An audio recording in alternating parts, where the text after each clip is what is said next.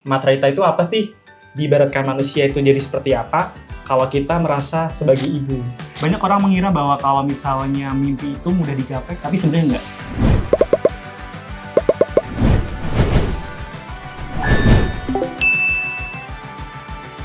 Hello Vogel Friends! Welcome to Vogel Real Talk. Sama kami, Matrahita. Kita sekarang ada di studio Matrahita. Yuk kepoin kita. Let's go! Aku Kemala, 25 tahun, seharian aku seniman tekstil, aku hobinya memasak.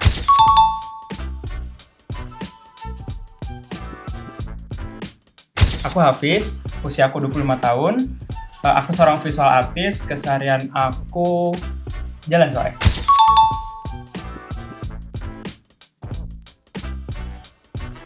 Halo, aku Nela Katartika, usia aku 24 tahun, keseharian aku mencari referensi membuat produk, hobiku nonton film.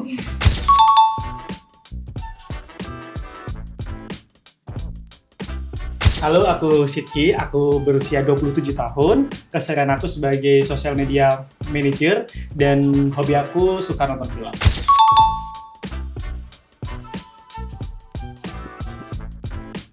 Jadi Vogel Friends, di Matrahita kita punya keahlian masing-masing nih.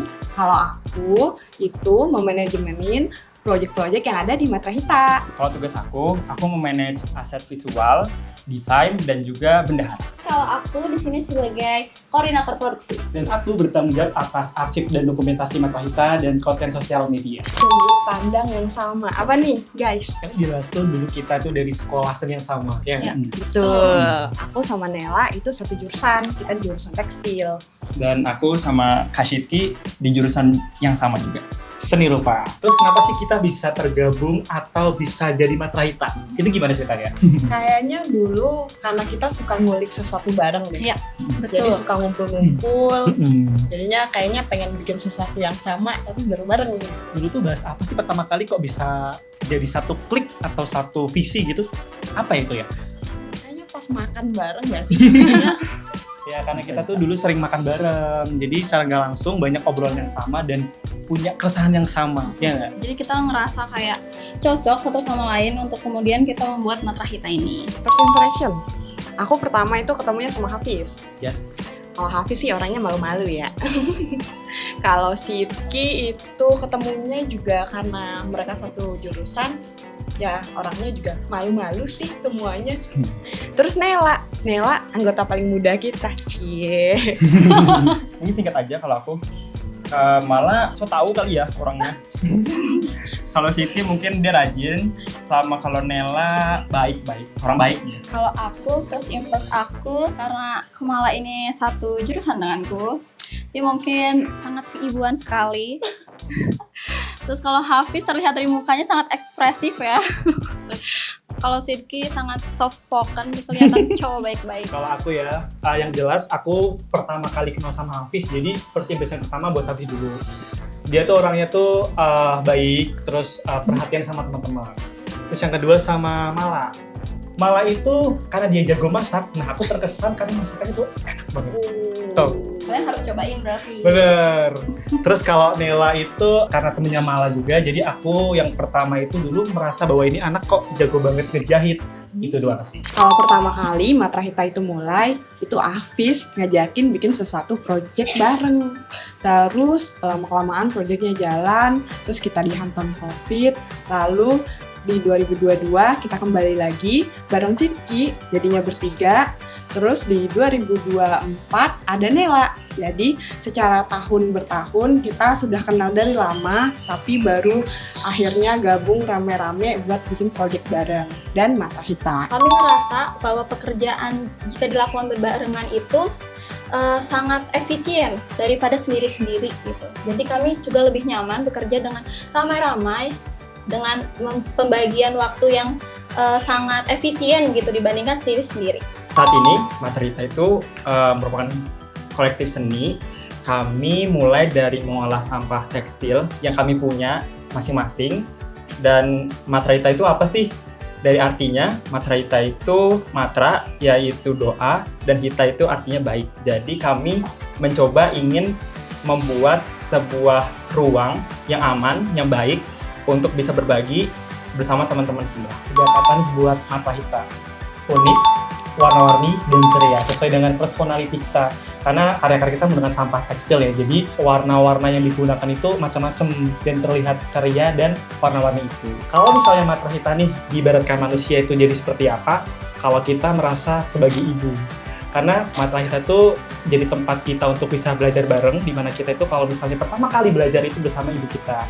Yang kedua, aku merasa kalau di Matrahita itu kita saling mengayomi dan saling membantu. Seperti seorang ibu yang menjadi tempat kita untuk berlindung dan mengayomi kita. Pertama kali kita mengangkat medium itu jadi medium utama di kekaryaan kita itu karena sampah tekstil ini yang paling dekat sama kita masing-masing. Awal-awal kayak aku punya, Hafiz punya, Nela punya, Sidki juga punya. Nah, karena juga satu trigger juga ya Betul. waktu itu karena sampah tekstil itu nggak terlalu terlalu disadari sebagai sampah karena kebanyakan sampah-sampah tekstil ini masih ada di lemari tapi nggak kepake aja gitu. Jadi karena hal itu kita coba untuk mengolah hal-hal yang dekat sama kita, termasuk juga cerita-cerita yang sering dihadirin di karya-karya Matrahita. Impian kita tuh sesederhana pengen buat karya bareng sih. Jadi kayak kita bareng-bareng pengen banget nih buat suatu karya apa ya dari tekstil, kita buat apa sih, kita mengambil tema apa, jadi dari sesederhana itu. Kalau untuk berkembang sejauh apa, kita nggak pernah nyangka sih bisa sejauh ini.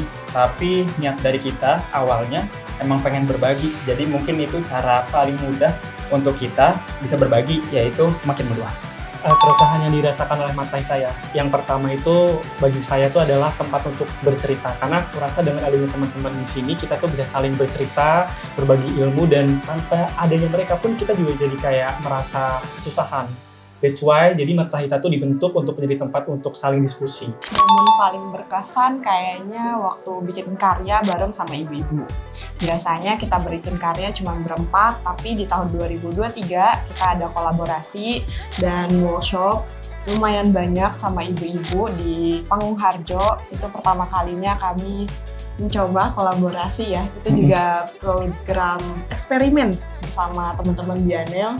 Itu sesuatu yang sangat luar biasa karena kita menceritakan gimana masa kecil dan mimpi ibu-ibunya. Sebenarnya dari ide sampai ke aksi nyatanya sebenarnya dirangkum sangat sederhana kalau dari Matrahita karena kita cuma ya asal ngide karena suka eksperimen, suka sesuatu hal yang baru, terus nanti ditata menjadi sebuah runtutan skenario ya mungkin.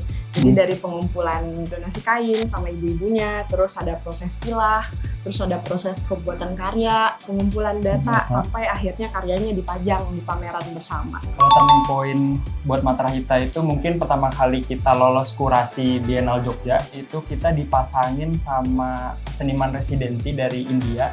Jadi itu cukup banyak belajar hal baru.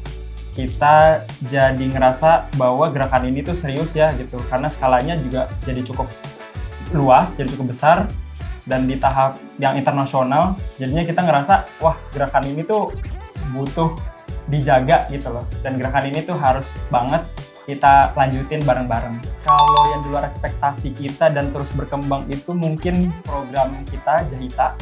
Kita ngerasanya Jahita itu awalnya buat dibikin di program untuk teman-teman mau belajar bareng gitu.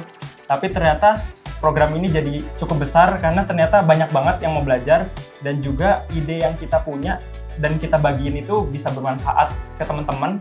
Jadi secara natural gitu teman-teman datang dan mau belajar ke kita gitu. Salah satu titik jatuh paling berat Matrahita itu adalah waktu menghadapi momen COVID.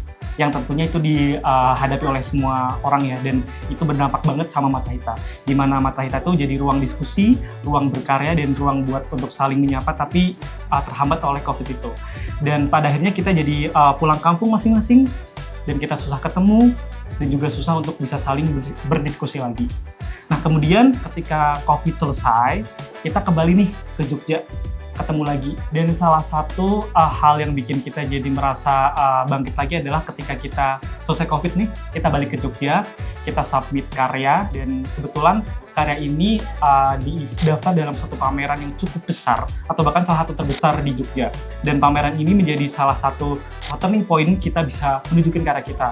itu di acara Binel. Itu salah satu pameran internasional di Jogja. Nah, biasanya kita itu selalu evaluasi ya. Jadi setiap kegiatan Matrahita itu kita selalu evaluasi kegiatan sebelumnya itu gimana biar kita itu berkembang untuk kegiatan selanjutnya lagi seperti itu. Mungkin kalau ditanya ya salah satu kegagalan atau mungkin beberapa kegagalan itu kita juga ada sih. Iya, kita juga ada beberapa bener-bener. pameran. Sebenarnya sampai hari ini juga kita belum masuk gitu. Itu juga menjadi salah satu evaluasi kita. Kenapa sih dari dulu kita udah 3 tahun ini ya kita submit tuh kok bisa nggak keterima terus gitu. Itu gimana sih kita mungkin juga evaluasi dari sebelum-sebelumnya. Mungkin dari hal itu jadi kita terus belajar ya gimana caranya ke depannya kalau misalnya diskusi itu mungkin kita harus saling mendengarkan. Ya. Setiap ada kesalahan harus saling evaluasi dan harus lebih memanage ya. Apa-apa yang perlu kita siapkan ke depannya agar ke depannya kita lebih siap lagi untuk melakukan satu proyek atau misalnya kita mau daftar pameran gitu sih. Sebenarnya di balik itu kita juga memiliki kesibukan masing-masing juga. Kayak Hafiz, Kemala, Seniman, Siti juga bekerja. Jadi kita tuh memang kesulitannya sebenarnya di waktunya. Kita ngumpul full tim gitu tuh. Terus sama kita ya namanya juga kita 4 kepala pasti memiliki ide yang berbeda-beda gitu. Nah itu tuh kita belajar buat ambil satu titik buat kayak biar itu tuh menjadi ide kita gitu. Yang intinya adalah ketika kita punya pemahaman atau punya opini masing-masing, cari satu solusi untuk jadi satu keputusan. Kalau aku sebenarnya hal yang paling dikorbankan adalah waktu ya. Banyak orang mengira bahwa kalau misalnya mimpi itu mudah digapai kalau misalnya kita itu mungkin punya privilege gitu ya. Tapi sebenarnya enggak. Semakin kita konsisten, semakin kita mengeluarkan banyak energi dan waktu, seperti kita kalau tidur sampai jam 2 malam, bangun-bangun jam 5 pagi, itu salah satu hal yang perlu dikorbankan. Dan itu jadi salah satu tantangan kita. Kalau ingin punya mimpi besar, kamu juga harus mengorbankan sesuatu yang besar. Salah satu hal nih yang terus diuji di Matrahita adalah tentang keuangan atau finansial ya. Karena setiap berkarya pastinya kita butuh bahan dan alat yang itu dibutuhkan sebagai berkarya ya. Nah, dari mana cara dapatnya pasti dari keuangan itu.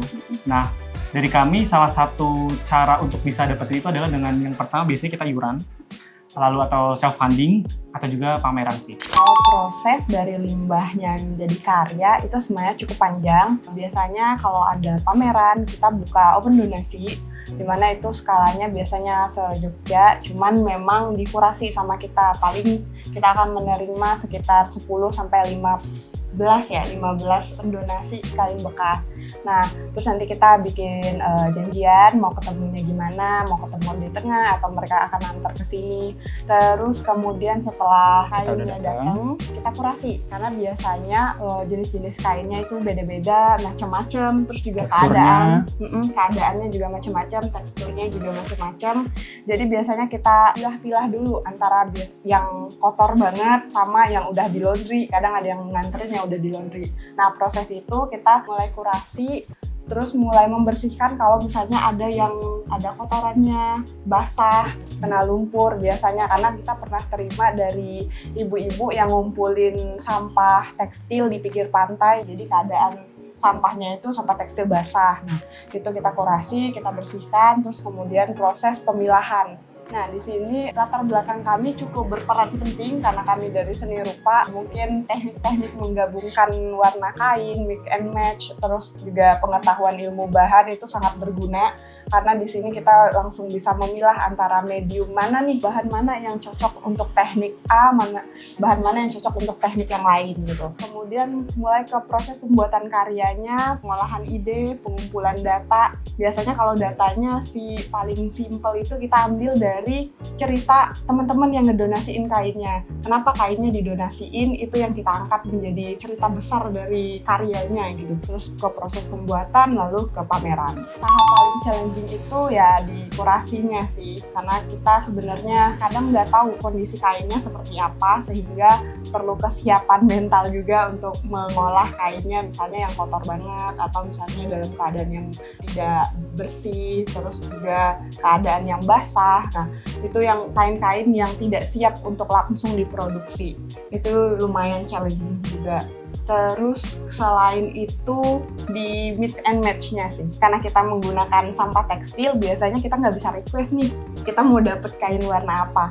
Jadi apa yang teman-teman donasiin itu yang kita olah sebagai medium karya dan medium produk-produk kita. Gimana kita mengolah limbah tekstil jadi sesuatu yang estetik dan fungsional tuh sebenarnya kita mencoba menggabungkan beberapa kain yang akhirnya kita tuh coba cari nih apa sih fungsinya yang paling tepat gitu.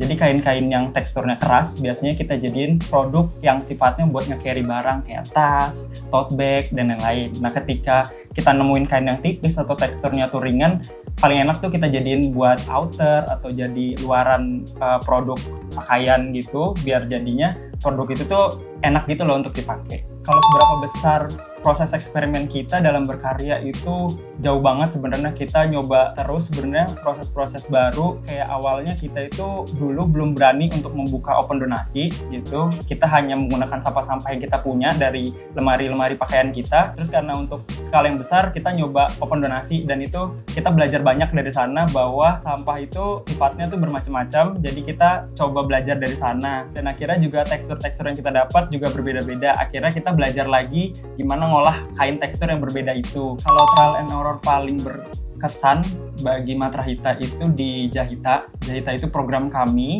jahit tangan bersama Matrahita, yang awalnya kami coba buat untuk mengolah bareng sampah tekstil.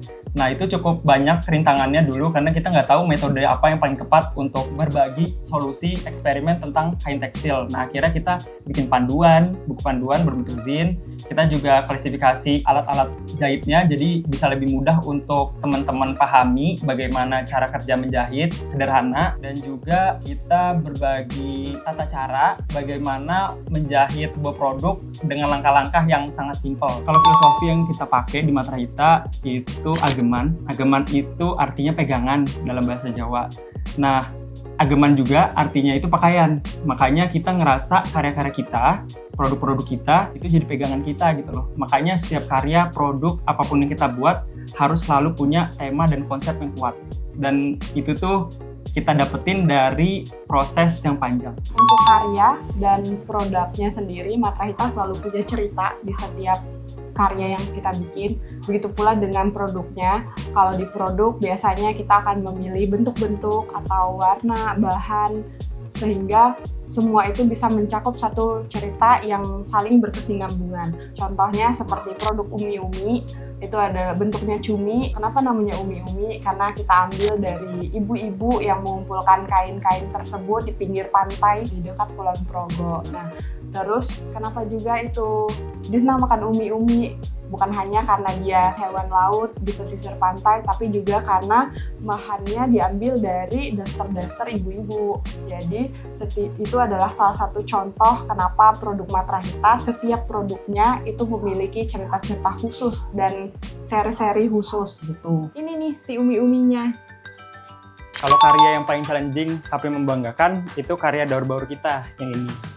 Ini karya yang kita ikutin buat lomba parekraf di Jakarta Selatan. Deadline-nya cukup mepet, makanya menurutku ini challenging yang paling cukup banyak gitu, karena kita punya kesibukan masing-masing. Dan alhamdulillahnya karya ini tuh kita dapat juara 3. Membanggakan kenapa? Bukan karena juara 3-nya sih, tapi karena kita merasa diapresiasi. Gerakan kita itu jadi banyak yang tahu, dan karya ini tuh jadi penyemangat baru kita, gimana ini tuh jadi milestone baru gitu loh. Dan aku ngerasa karya-karya ini mau kita lanjutin di seri-seri selanjutnya. Nah, spesialnya karya ini tuh bisa dibuka gitu loh. Jadi buat nunjukin karya di balik karya. Nah, ini tuh jadi punya cerita tersendiri. Kenapa? Karena ini kita pengen gambarin gimana sih lingkungan yang aslinya asri, tapi kalau kita nggak jaga bisa jadi bermasalah di masa depan.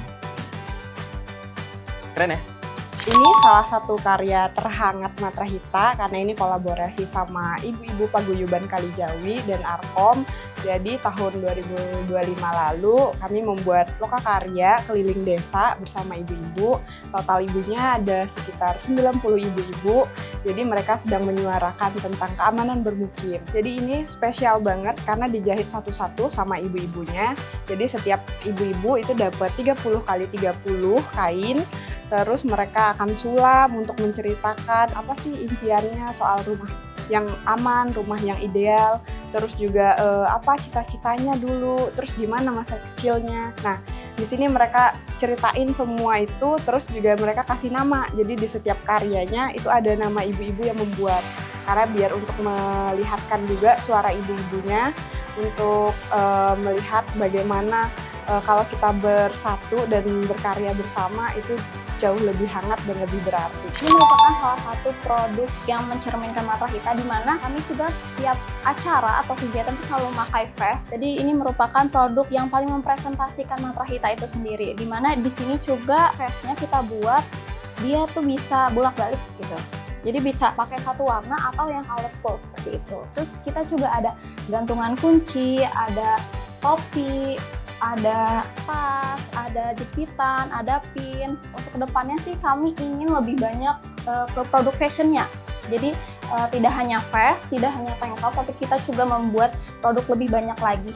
Buat Vogel Friends yang penasaran, ingin tahu produk kita di mana, itu bisa dicek di Instagram Mahita dan Shopee kita, yaitu Mahita. Keberhasilan Matra Hita yang dulunya dirasa mustahil ternyata sekarang menjadi pencapaian terbesar kami adalah program Jahita. Jadi program ini tuh dulu awalnya merupakan sebuah cara kita atau metode riset kita untuk bikin suatu karya yang dipamerkan, dan ternyata ini menjadi sebuah program unggulan kita. Selama 2 tahun terakhir ini, program Jahita telah berkolaborasi dan menjangkau sekitar 800 partisipan. Dampak yang paling kelihatan adalah ternyata program Jahita menjadi ruang diskusi, ruang berekspresi, dan juga ruang untuk menyuarakan keresahan mereka, seperti keamanan bermukiman, ketahanan pangan, dan juga menjaga adat di era sekarang. Dari program Jahita ini, salah satu keberhasilan yang paling kelihatan adalah ternyata setelah kita melakukan kegiatan Jahita ini, mereka mengaplikasikan kembali bagaimana proses atau ilmu-ilmu yang telah kita diskusikan bersama di rumah mereka.